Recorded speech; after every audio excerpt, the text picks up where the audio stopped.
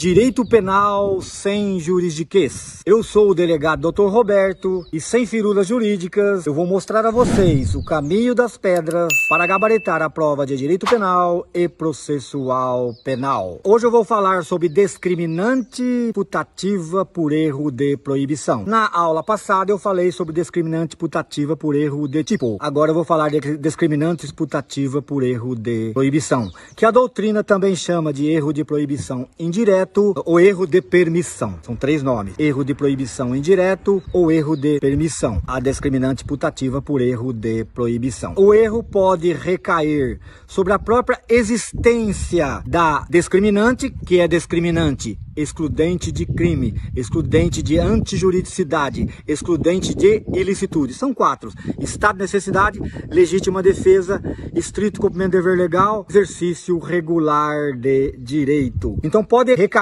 sobre própria existência ou pode recair sobre os limites da excludente de crime. Porque nós sabemos que as quatro têm legítima defesa, repelir injusta agressão atual ou iminente, usando os meios necessários de forma moderada. Então tem que ter proporcionalidade entre a agressão do bandido e a defesa do cidadão. Tem que ter uma proporcionalidade. Um idoso de 80 anos com uma muleta, você não pode repelir a agressão dele com um tiro de um fuzil. Vamos exagerar para os senhores entenderem. Tem que ter proporcionalidade. E também tem um limite. Quando cessa a agressão injusta, cessou a legítima defesa. Então, existe legítima defesa que tem o erro, excesso de legítima defesa culposo ou doloso, responde. Tem o excesso do estado de necessidade e assim por diante. Todos têm o excesso que pode ser criminoso. Então, o ladrão invade a casa à noite, arromba a janela do quarto de uma menina de 10 anos que está ali no seu leito, dormindo. O pai apavorado sai com um cabo de vassoura e o cara armado com revólver. E ele entra batendo com aquele cabo de vassoura e leva a melhor, toma o revólver do bandido. O bandido se vê voado, pula a janela de volta e sai correndo. O pai, pensando ainda estar em legítima defesa, sai na rua.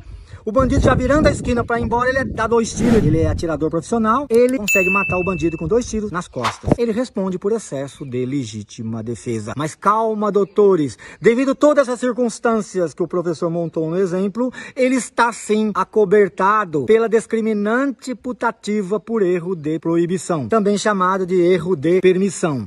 Porque o erro aí recai sobre o limite dessa permissão. Ele pensava que ainda era permitido, devido à tamanha violência do facínora. Então ele vai ser acobertado. Nesse caso do exemplo do professor, o erro é inevitável, excusável, desculpável. Não fulmina o dolo. O dolo de matar ele tem, ele deu 2 tiros na costa, ele tem o dolo de matar, mas fulmina a culpabilidade, porque ele não tinha, devido ao estado emocional de tamanha agressão sofrida, janela, filha de 10 anos, podia ter sido estuprada, invasão de sua casa, ele não tinha potencial conhecimento da ilicitude, sem juridiquês, possibilidade de conhecimento do fato criminoso que ele estava cometendo. Ele acreditava que ele estava ainda em legítima defesa. Então aí o erro com relação ao limite da legítima defesa. O erro de permissão, que é a discriminante putativa por erro de proibição, também pode recair sobre a existência do crime. Por exemplo, o marido, depois de trabalhar na roça o dia todo, sol a sol, na hora que chega em casa encontra sua esposa com um amante na cama. E o cara sai correndo pela janela lá, ele